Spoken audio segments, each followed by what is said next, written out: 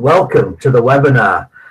The purpose of tonight's training is about building a business. It's about building a team.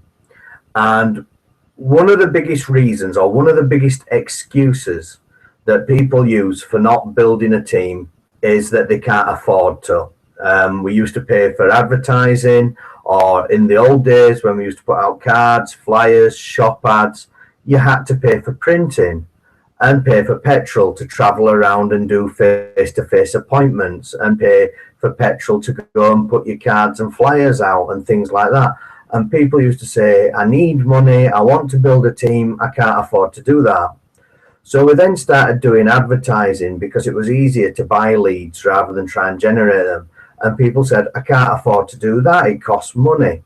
So one of the biggest reasons, or one of the biggest excuses really that people use for not building a business is that they can't afford to. And yet what I want to say today is that we have done away with any expense in building a team whatsoever. And I'm going to show you how you can do that using Facebook and your selling groups. But I want you to change the name of that as well. It's no longer a selling group, because your group is not just for selling in, it's your group. And that's going to take me on to the training. Okay, so building your network. One of the biggest reasons that people say they can't build a team is because they can't afford to. And that philosophy is what's stopping people from growing their business. When you need to make money, you sometimes need to invest money. But now, because of Facebook, you don't have to have that concern anymore. So what we're going to look at today is creating your group, which most of you already have done. I understand. Okay, some of you haven't. I know some of you are still doing catalogs, and that's absolutely fine. The catalogs are very powerful, but catalogs and building a group is really important. If you're looking at building a business, you need to create your own group. Okay, that's a must. It's not an option. Not if you're serious about building your business. You must have a group. We're then going to look at inviting your friends into your group, and there's a right way and a wrong way of doing that. We're going to look at running competitions. We're going to look at being interactive. We're looking at building up your numbers, because it's that number that's the all-important figure. That's what we're really doing this for, is to build up that number, and that will become more apparent as we go along. We're then going to look at posting your products, ads, and checks. Notice that doesn't come first. And then we've got to look at the fact that it's not about us. It's not about how good we are. It's about whom we may find that could be really good at it. So let me explain. First thing, creating your group. What your group really is like your coffee shop, or our pub used to be in the olden days, where people used to go and socialize. Your group is actually for building relationships with future potential team members. So this is a people business, and they become your warm market. So I'm going to talk about interacting, but your group is where you're gathering all your friends. It's where you're becoming popular. It's where you're starting to market yourself as a host or a hostess of a coffee shop or of a pub. It's where you're the landlord or the landlady. And people come into your shop, come into your group to see what's going off, to have a bit of fun, to interact with you as a person. And while they're there, they may buy some products or they may not. But the priority of the group is not to sell things, it's to market yourself as a person. Okay? However, as a byproduct, we do also end up selling things in there and advertising and stuff like that.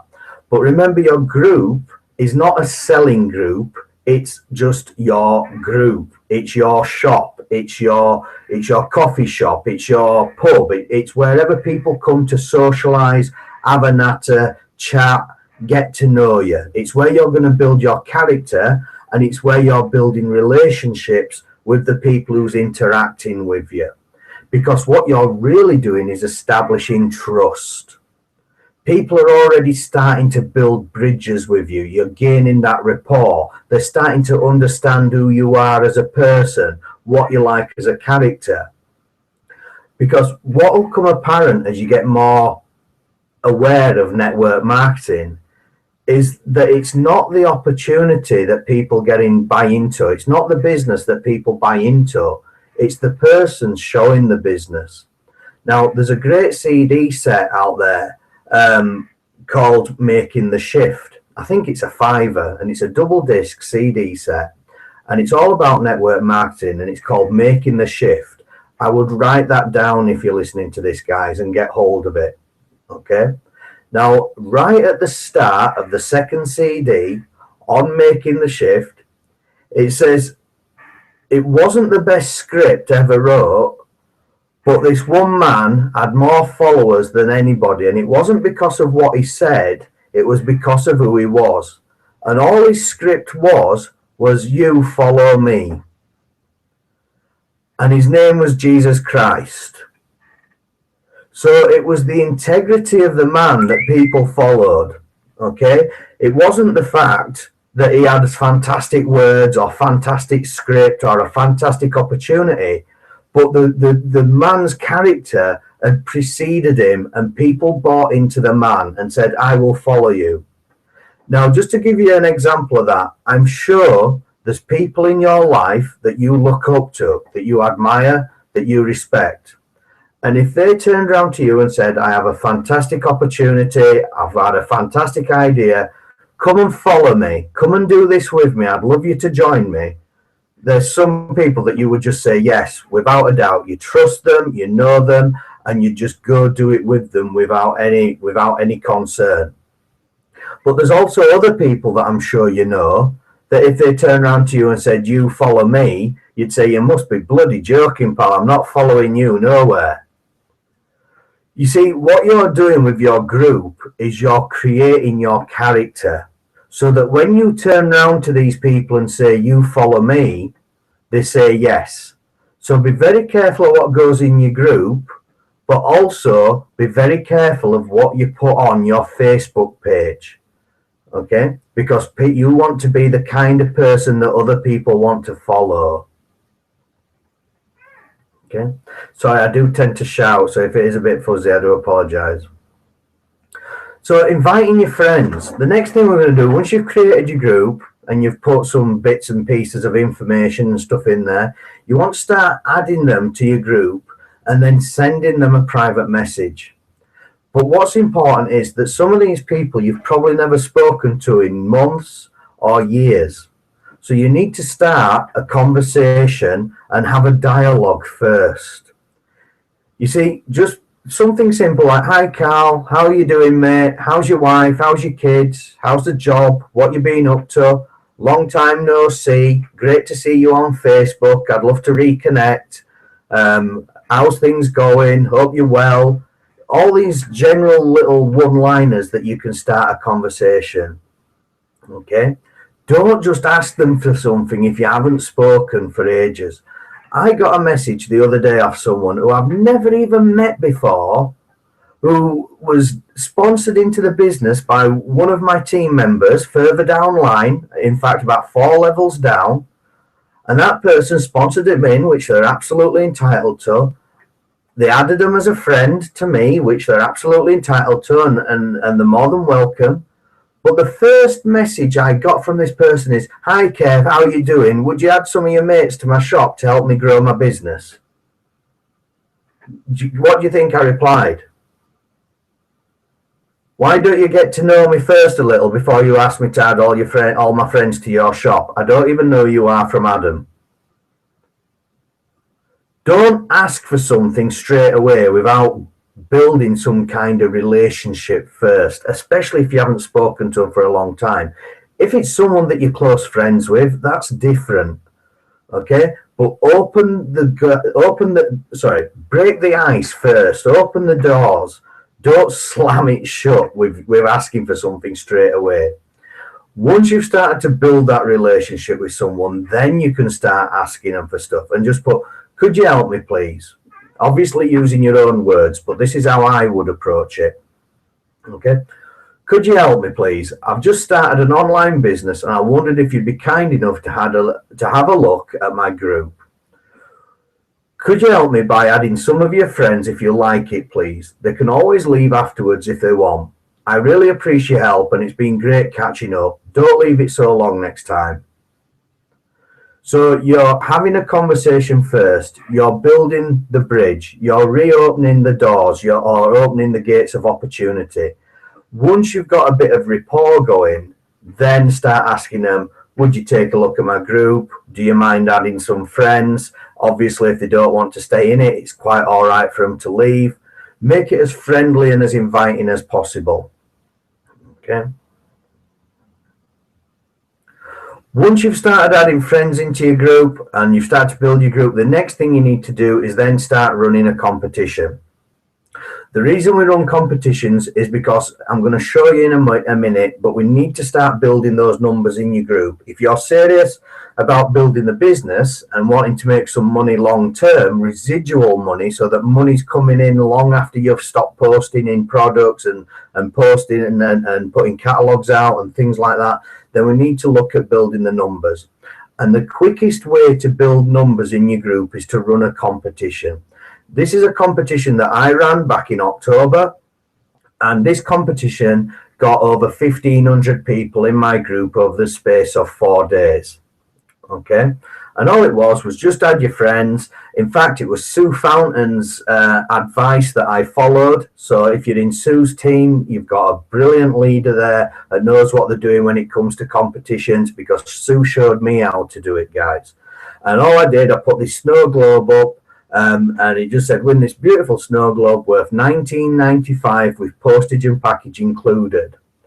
So there's obviously $3.95 on there for postage and packaging, but it makes the snow globe more valuable. And if somebody won the competition in Scotland and I'm in Yorkshire, it's still not going to cost me any more than that $19.95, because that includes postage and packaging. Okay. Now you might think, well, that's 20 quid. I don't want to spend 20 quid. Well, that got me 1,500 leads or 1,500 contacts, people who potentially might join my business in the future. If you're paying for advertising, how much does it cost per lead? £1 per lead. So if I was paying for advertising and I'd paid 20 quid, I'd get 20 leads. I've paid 20 quid for a snow globe. I didn't actually, because it didn't cost me any postage and packaging. But I paid 20 quid and I got 1,500 contacts. Okay, so was it worth doing? Absolutely, of course it was. Have a competition running every single day. Have a competition in your group, mix it up. Think of different ideas, think of different competitions. At the weekend, people spoke about having raffles. I know that Susie Burke had a fantastic idea about running a competition, who spent the most in her team, and I'm sure we'll get Susie talking about that once I've spoken to her about the results and everything else, and I'm sure she'll be happy to share that on a webinar with us. Keep it excited with post updates. So keep people informed. Who's winning the competition? Is it close? Is it exciting? What's going on? Even if it isn't, make it sound like it is. Keep people informed, keep them interactive, keep them watching the page to see what's happening. Keep posting on there a couple of times a day so that it bumps the competition to the top. One of the things that's being taught at the moment is don't pin your competition to the top, because if you're looking at it on a mobile device, it just says at the top, view pinned post, but you can't actually see the pinned post. So if you don't pin it, then if somebody's looking on a mobile or a tablet, they will actually see the competition and the post. Also, you can promote your competition in other groups, but please don't put your link to your page on your post. You can type it, you can write it and put it on there as a photograph or an image, but don't actually put the link in the post. So if you're advertising, just put, please also check out my group at, and then put the address. Don't put it in the post, because Facebook may block you if you're posting in 4 or 5 groups with a link to your group. It's a good idea to have different kinds of competitions, as we said. It's also a good idea to have a third, second, and first prize, so people feel like that they can win something even if they don't win the overall competition. Now, don't say how many have to be added. Okay, so if somebody's winning, don't say, hey, well done to Jessica, who's winning with 250 people, because if somebody doesn't have 250 people in their friends list, they're not going to add them then if they don't believe they can win. So you've got to have people believing there's a possibility that they can win. So you might say, well done, Jessica, you're winning the competition. However, it's very tight and anybody can win it at this stage. It's neck and neck between Jessica and Mary, but Julie's coming up quickly from the rear. And, you know, like make it exciting, make it interactive. I use pictures as well. I used countdown images for when it's coming up to the end of the competition, and keep the competition down to just a few days and then run a fresh competition with fresh prizes. Don't have a competition running for a month or a fortnight, because people get bored and they lose interest. Okay? And you don't have to use K-Life and Clean Easy products. You can get something from the pound shop. If you think it's something that someone likes and is interested in, there was an example the other day that someone bought a laughing giraffe, and 1,500 people was added to their group in the space of 2 days to win this laughing giraffe. So, and it cost them a few quid from the pound shop. So it doesn't have to be products out of your catalogue, all right, or out of your product range. Make sure you're interactive. Again, these are a couple of posts that I've taken from my group. This one on the left was just a cartoon. We usually shop in the comfort of our home, but now the bloody computer's crashed. We nearly had that problem tonight. Okay, there we go, Donna Palmer, lol. So a bit of interaction. People liked the post. Okay, so people are interacting with the page. I also ran here retail Christmas on a budget, or shopping for Christmas on a budget, and I ran different budgeting tips taken from a simple website online, but I just added pictures to do with a budget. So the first one was save, set yourself an actual limit that you're going to use. The second one was look for bargains online. You see, I was thinking about the customer, I wasn't thinking about myself. So I was actually giving them ideas where to get cheaper deals. I was giving them ideas how to save money, where to find vouchers. Don't spend loads of money on frilly wrappings and fancy products. You don't have to be a hero to go out on Christmas. People will appreciate something. You don't have to spend a fortune, especially on young kids that won't know the difference, whether you spent a lot or spent a little. Okay, and these were just little tips that I was putting in my Facebook page to keep people interested, other than just sell, sell, sell, sell. This here is a girl in Neil Young's team, 23,097 members in her team. That's just in her group, sorry, in her group page. Now, do you think if this girl put an advert or a product in her group page, that even if just 10% of those people saw it, that's that's 2,300 people. Or if only 1% saw it, 230 people or whatever. Someone's going to correct me with my maths and I don't care. But basically what I'm saying is, if you post in a group with 23,000 people in it, do you think there's a good chance that a lot of those people are going to see what you post? That's why you've got to keep it interactive, guys. That's why you've got to keep it fresh. That's why you've got to keep it exciting. But if you put an advert in there saying, do you know anybody that'd like to earn some money selling some of this stuff, you're going to get some serious responses, guys. And I know there's people getting 90 leads a day from their group, and it hasn't cost them a single penny, not one bit of printing. All right, it's cost them some product for competitions, but it's gained them thousands of members, and they've made lots of sales from their group as well. So then you can start posting products, ads, and checks. Okay. Here's just some little testimonials of people that's posted their checks, put them on little images. I work part-time from home online around these two little monkeys to top up my income. It's not a professional advert. It's just a little, this is my most recent 4-week check. Would you like to know more? Message me. You know, this is my check for 4 weeks. I do this part-time online and from home around my family, 370 quid. Okay. And there, it's just a normal person family photograph. Keith Martindale, first month in business in his spare time, worked around a 70-hour-a-week job and rugby coaching, 155 quid. That's a fuel bill for someone. And then obviously products as well and things that you can add in there as well.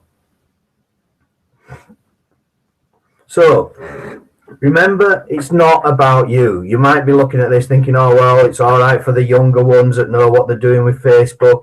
It's all right for someone else. They've been using Facebook for years. I don't use it. It's not about you being amazing. It's about you putting something in a group now and again. It's about you doing a little bit every single day, showing people what you're doing, building your group up, building an interest, and then just sharing the opportunity with others. Because you might only find one person, but they may be a good Facebook user, and they find a person as well doing just what you did. They saw your shop, they saw what you're doing, but then they find another person who actually knows a lot of other people and is really good with Facebook, and they're the ones that actually build the team. They're the one that starts to build the income. But if each of these people is doing £1,000 a month and you only actually found one of them, you've got 1, 2, 3, 4, 5, 6, 7, 8, 9, 10, 11, 12, 13, 14, 15, 16, 17, 18. You've a £19,000 turnover there. No, you haven't much width, but you'll have a nice residual income coming in whether you work or not. You can then learn the skills. You can then get better. You can then develop yourself over time. Because do you know, when I actually joined Clean Easy, I didn't even know how to send an email. I'm not joking. I did not even know how to send an email when I joined Clean Easy. I didn't even know how to use the internet. I bought a computer because I had joined Clean Easy. And you know what the scary thing is? I'm still on the same computer. No wonder it's not working. However, that's what happened. So have I learned some skills? Have I developed over the years? Yes, I have. Can you? Of course you can. Because most of you probably know more about computers than I did when I started. So just to recap, create your group. It's where you're going to build your business from. It's where you're going to get your inquiries from. Invite your friends, because they need to see what you're doing anyway. Even if they don't want to join the business, their circumstances, their life could change at any time, and you want them to come to you rather than somebody else whose group they may be in. Run competitions. This is what's going to get people added to your group quickly and in a very short space of time. Be interactive. Don't just sell. It's a group. It's not a selling group. Build your numbers, because the numbers are where the money comes from. Okay? This is your contact manager. This is where your warm market is going to be. And it's easily duplicatable for somebody that's never been in networking before. Post your products, ads, and checks in your group. Not just your products, not just adverts for recruiting, and not just your checks, but mix it in with the interactivity and communication with other people. And it's not about how good you are, it's about the people that you may find who could be fantastic on Facebook. You don't have to be the brilliant person, you've just got to find a brilliant person.